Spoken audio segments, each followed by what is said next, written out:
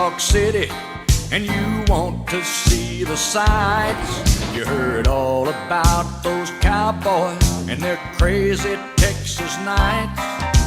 I see you got your eye on something leaning on the bar, but the toughest ride he's ever had was in his foreign car. Did you get it? To the Apple store.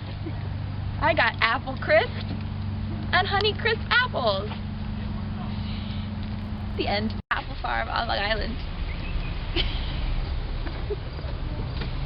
What'd you get over there, Megan? Some apple cinnamon pancake mix, but I'm gonna make waffles and be very spicy because he likes blueberries. Awesome. Church, as we've already successfully completed our apple farm and we'll now find pumpkin. Don't call him a cow.